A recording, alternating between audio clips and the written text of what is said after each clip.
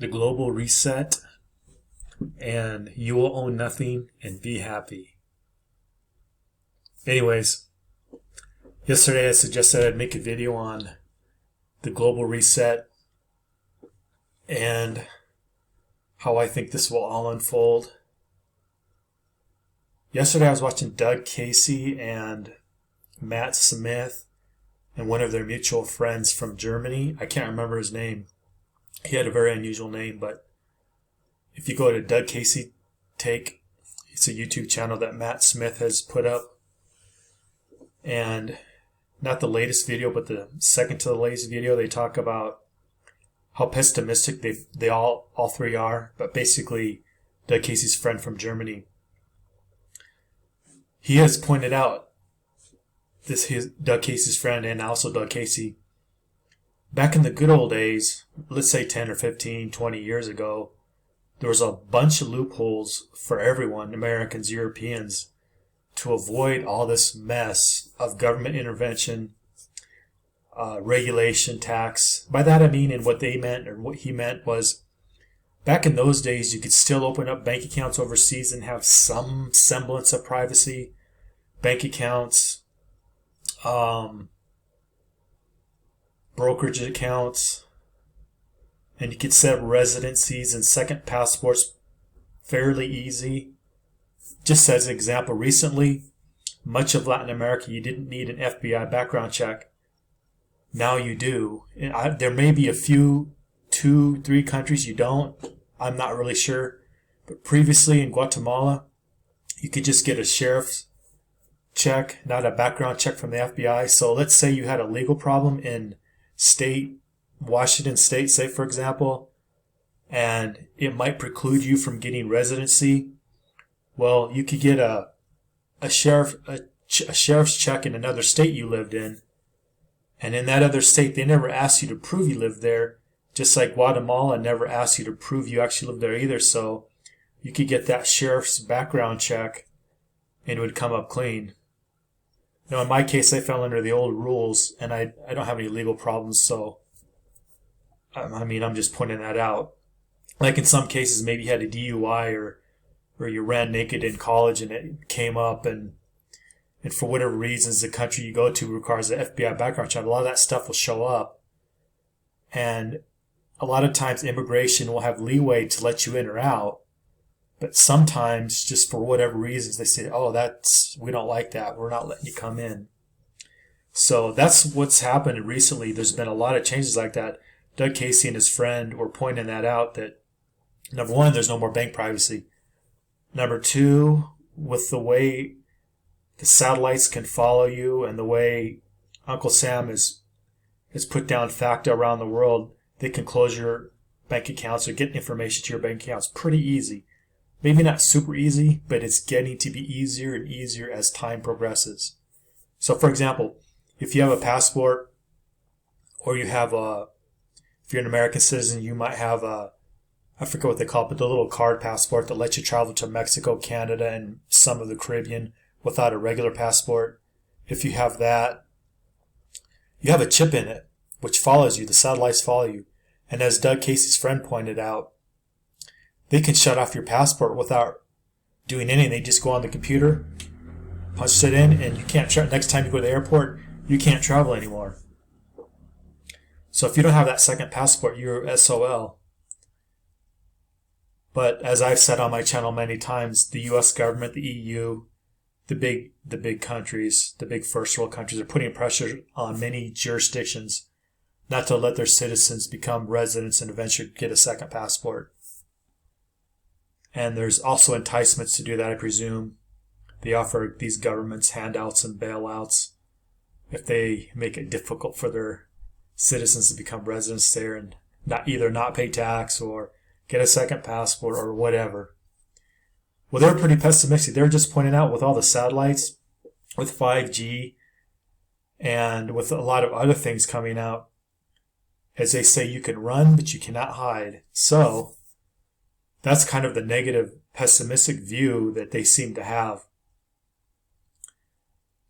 So another thing they were pointing out, no matter where you go in the world now, so many things are regulated They may not be taxed, but they're very much regulated, that it's very difficult to make money like you used to could. And with future bailouts and things of that nature, it may even become more difficult to make money as an entrepreneur or as a businessman. And I presume there's going to be lots of unemployment, because if they're going to make it hard for entrepreneurs, I don't know how they're going to employ people. So what I think is going to happen is a lot of people are going to be dependent on the state. I hate to use the 80-20 rule because I hate to see 80% of the people dependent on government, but I could see that happening. Right now in the U.S., depending on what numbers you look at, 50 to 60% of all U.S. citizens get some kind of subsidy, government check, some kind of assistance that can be used as an inducement to get you to do what they want. What I'm alluding to is the Chinese social credit system. That's another thing he talked about, how the United States and the EU are very diligently watching China to see how this social credit plays out. And they want to copy those same things. And with 5G, with the chips in your ID, in the U.S. we also have a state ID you can get, or a driver's license. Not all states have the chip in them, but they very soon will. If you don't have the chip card for a driver's license, you won't be able to get on an airplane. So most states are now doing that. So no matter where you go, your phone follows you with your apps in your phone, with your smartphone, your passport, your local ID follow you. And more, the US and the EU are doing like China. They're implementing social credit where they can close your bank accounts locally. Perhaps in the future, they'll be able to put pressure on foreign offshore jurisdictions to close your accounts if you have them there. And if they're in their name, whether you report them or not, they will know about them. Maybe not right away, but it won't be very difficult. Already right now, if you're a U.S. citizen or an EU citizen for that matter, you own real estate, like say in Costa Rica, they can go online. They don't have to fly down there and figure out what you own if it's in your own name. Now, I'm not saying Costa Rica and the EU and the United States are cooperating where you can just make a phone call and go online and figure these things out. But if they haven't already, they soon will be, and most countries are going to be like that, or they'll be on the US or the EU's poop list. Anyways, with the United States and a lot of Western countries like Australia, Canada, and I'll just include the whole EU implementing social credit, they can essentially shut down your bank accounts. If you're on any kind of government pension, they can shut down your government pension for who knows whatever reasons they want, and there won't be too much you can do about it. The reason I mention all that is because now more and more, if you protest in the streets, the government will use things like coronavirus to stop all protests. We've seen that in many countries, from the EU to the UK to somewhat in the US, not too much in the US, but we'll see it in Canada even too. So things are getting pessimistic in a lot of the developed world and first world countries. The main theme I want to point out, where people say the Great Reset, you're going to own nothing and you're going to be happy. What they never say is who will own stuff. Presumably it's the billionaires and the trillionaires. They will own property. Most average people won't. That's another thing Doug Casey and his friend talked about. More and more you won't be able to own property, not legally anyways. You have to use entities or nominees or things of that nature, because the way things are going, the government wants to shut down people who own property. It seems to be a trend in the West. It's maybe not trending as much in the East, like in Asia, but it seems, or Latin America, or even Africa, but it seems like whatever the West does, many countries copy. And it appears to me most countries want to take financial assistance from China, so they will use China's technology, i.e., their social credit system, to stop people from protesting. I've even seen people suggesting that the United States government is looking at that very, very critically and seeing what works and what doesn't, what they can get away with, what they can't, and trying to implement it in the U.S. What's more ominous is I've done more research to suggest Australia is really doing that, and they go hard on it. That's why I'm saying if you're dependent on the government and you want to protest or you want to go against what they're saying, they'll be able to shut you down by shutting down your bank account, closing it out by making it so you can't open a bank account, by same thing with brokerage accounts. They can seize or put liens on your property if you have any. So movable property like gold coins and Bitcoin that's in the ether will be more valuable probably because of that. There's another thing I want to comment on, but it just slipped my mind. But it just seems to me that as people become dependent on the state, and then as the state goes bankrupt, there's going to be protesting because of that. And because there'll be more protesting, there'll be more incentives for governments to use robots, technology to shut you down, like deny you getting electricity, deny you using bank accounts. And it could be we're going to digital currencies that governments start, like China has started one, digital token. I do believe the EU and the United States are in the process of considering it and thinking about it. They've written papers on it. We haven't seen it yet. But for example, say the EU and the US start a digital currency based on the dollar or the euro. You'll have to download a wallet. You'll probably have to download a wallet to get your pension benefits. You'll probably have to download the same wallet will be used to get your unemployment benefits or any subsidies or handouts you get from Uncle Sam or the EU.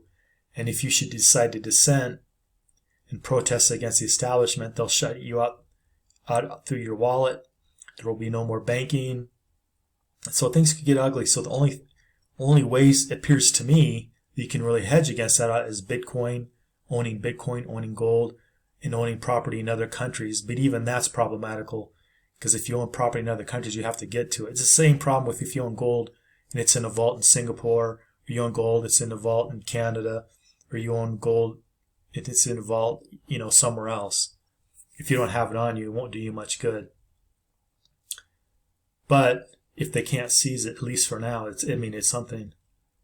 So when they say you will own nothing to be happy, I don't think so. I think people become so dependent on the government, they'll become so non-productive. I don't see how it's going to work, because they're going to have to print money, continue to print money, which will cause inflation, which will cause a lot of social problems like we've seen in Argentina and Venezuela.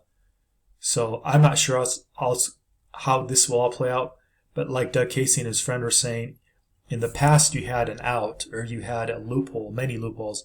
You'd get a residency, you get a second passport. In some or many of these countries, you can start a successful business. You can still do those things, but it's getting more difficult and more difficult. And if Latin American, Asian countries start doing this, by that I mean implementing social credit, it'll be more difficult. Here's why. Recently, a friend of mine had pointed out that Cambodia now is doing the same thing as China. They're putting a filter on their internet, so there's a lot of websites you can't visit or go to anymore. So effectively now Cambodia is shutting down a lot of dissent, so you can't go online, figure out what's going on anymore. I would suggest that's happening to a lesser extent in the US and the EU. There's already filters on it, but you can still, go to certain websites and do certain things. I would just say Facebook, Google, and some of the other social sites, they can do they can put on their own filters so you won't see things or only see certain things to manipulate your brain to become highly addicted to content, to being a consumerist, to believing things that may not be true, to motivate you to do things that are not really in your interest. I think that could get even worse in the U.S. as policymakers in the United States and the EU see, hey, we can do like China and go full hog and have full Chinese credit. We can make most or the majority of the people dependent on government, and we can have more of a ruling class. Like I keep mentioning 80-20, like 20% of 20, that'd be 4%. 4% of the U.S. population basically be ruling and living, owning all the property, and the rest of the people wouldn't own anything. And I doubt they'll be happy. We've seen right now with coronavirus a huge increase in not just crime, but in homelessness, bankruptcy of small business. So in a way, it's already started with this global reset. We're now just waiting for, I would believe, higher inflation, possibly higher taxes. I feel fairly confident on much more regulatory policy that it will be harmful to small business, which will bankrupt small business, which will benefit big companies like Amazon, Google, Facebook. We've already seen that with COVID. So it's we're just getting started. I think it's going to get ugly, but I don't think people are going to be happy not owning property. I don't think people are going to be happy being modern day serfs or modern day slaves. I don't think they'll be very productive. I don't know how long this could go on, how we can have a modern day economy when the serfs don't have any ownership in that vis-a-vis property. And I think the next shoe to drop is a big pension crisis in the EU, in the United States, and Australia, Canada, in the most first world countries. In most of those countries I mentioned, there's a real big pension problem that we don't really talk about. With COVID, a lot of things have gone off the table we don't talk about anymore. But I was just talking to an acquaintance of mine today in the market, and I was just mentioning, this whole COVID thing, and he was telling me he didn't think COVID was as bad as the press says it is. And I also mentioned, just wait till they can't pay pensions, and he thinks the same thing too. There's going to come a point when they either won't be able to afford to pay your pension, or they'll give you your pension, but the purchasing power of your pension won't be what it is now. In other words, it'll be inflated away gradually, and then more and more like a frog in warm water that gets hot and boils over. Excuse me. So once that happens, and there's more crises, I expect some governments to try UBI, putting the general population on UBI with I'm guessing the equivalent of $200 or $300 USD. Imagine the whole 80% of first world countries living on $200 or $300. Imagine governments saying whoever owns real estate can't collect rents anymore. Your property is, if you own one, is worthless. Then imagine all the big corporations getting bailouts because they just lost their property. But imagine the so-called little people not getting the bailouts. There's going to be a lot of anger. There's going to be a lot of frustration and pain and suffering. So what's my solution to all this? Try not to be pessimistic, but it's hard not to be. Try to have a plan B, even if it only buys you 10 to 20 to 30 years. Doug Casey and Matt Smith and their guests they had on 2 days ago had mentioned, although it's pessimistic, there are things that could happen that the establishment can't foresee that could change all this.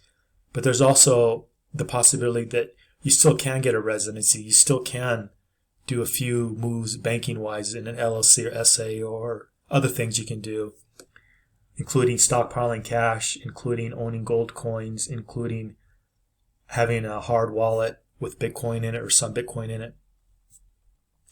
So those aren't the perfect solution, and it may only buy you time. I would just suggest that one strategy is, like when I was growing up, people used to say, think Chinese, act Chinese. Basically, don't look like you have a lot of assets. If you really don't, then you don't have to worry about it, but don't look like you have a lot of assets. Keep a low profile. If you're going to stay in the States, keep a low profile no matter where you live in the world. If you can and you can afford it and you can swing it, try to get a residency somewhere where you can get a local ID card and travel in the surrounding countries. Or if you can get residency in a really big country, I'm only using this example like Mexico or Brazil.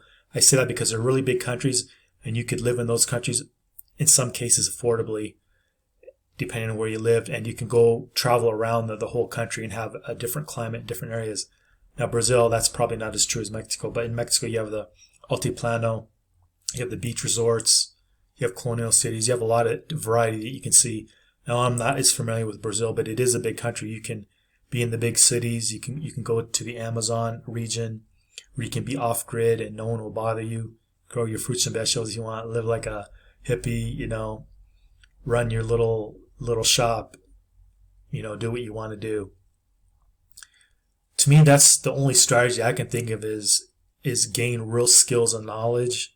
Use those skills and knowledge to, if you want to expat, live in another country, use those skills to earn income in other countries where you still have a chance to have a lot more freedom and liberty. Consider, if you have some capital, putting a little bit in gold, a little bit in Bitcoin in a wallet, an offline wallet when I'm talking about Bitcoin. If Bitcoin and gold keep appreciating, sell off some of that Bitcoin and gold, and keep investing in yourself, investing in a brick and mortar business, investing in an online business, and basically keep investing in yourself so you can keep ahead of the game, because the worldwide government hasn't won yet.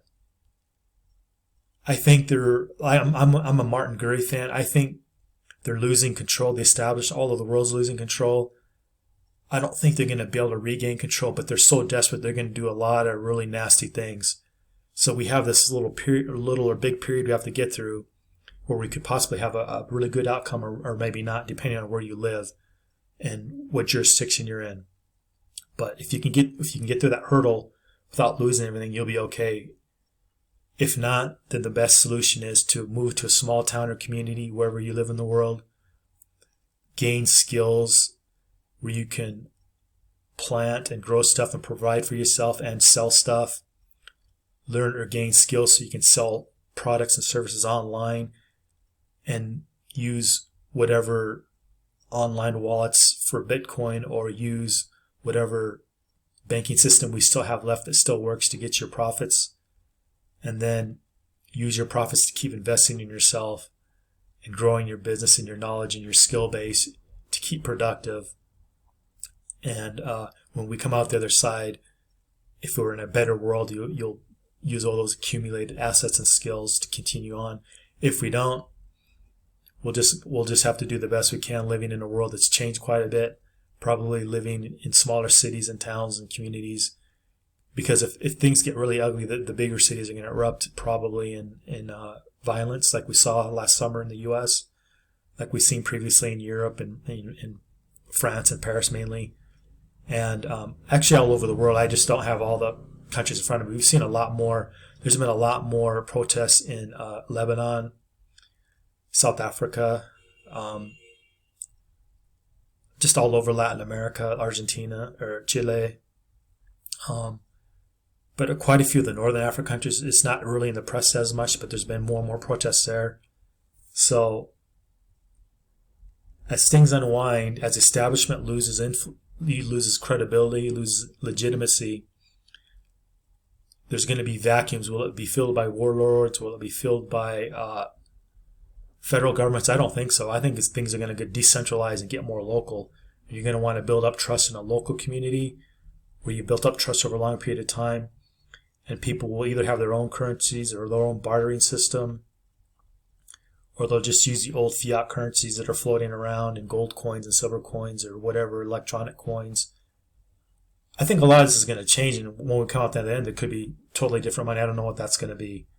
But till we get to that, people will still use gold and silver coins, Bitcoin, and whatever local currencies you're dealing with now.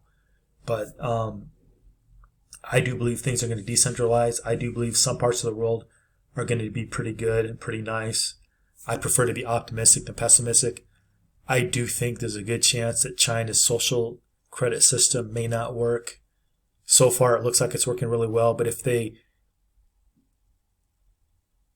kill the people's incentive to be productive, they'll just have a slower and slower economy like North Korea.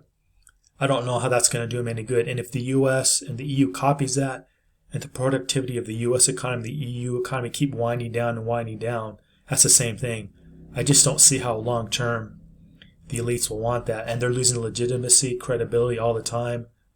Now, I don't think democracy is going to fix that. I don't know what is. I really don't know what form of government we're going into. But it seems like democracy is dead in the West. And unless we go to like dictatorships or something like that, then it'll get worse. Or we're going to go towards more of a decentralized economy, a decentralized government, where states and regions will have more power. That's why I keep stressing living in small communities, living be prepared to live. If you're in a really teeny tiny country, make sure you like it, but try to live in a country where your local ID, as opposed to your passport, can get you to the surrounding countries, or through tradition and habit, you can just cross the border without it. Same in South America, Central America, and parts of Africa.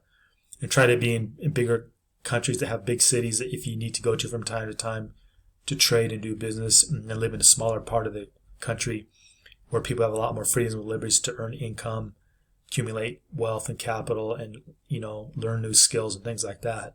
That's what I would do. That's what I think is going to be the strategy is just being flexible, being real flexible to learn new skills, being flexible with electronic currencies or Bitcoin and things like that, being flexible with gold and silver if you need to. But mainly the biggest thing you're going to need is willing to learn new skills that you can trade for whatever you need in the future. Because I think, not now, but over a period of time, if inflation does what it does, whatever your pensions and stock investments are worth or your bonds, it could be very much wiped out. I mean, you might still get your promised benefit, but the purchasing power will be so little that it may just pay your rent or may just pay your food bill. That's more likely what I think. But I just think it's too early to tell. And I just think we're too early in the point where the establishment has lost total control and influence and legitimacy. And we don't know exactly how hard they're going to crack down and if it will be effective. I don't think it will be, but we'll have to see.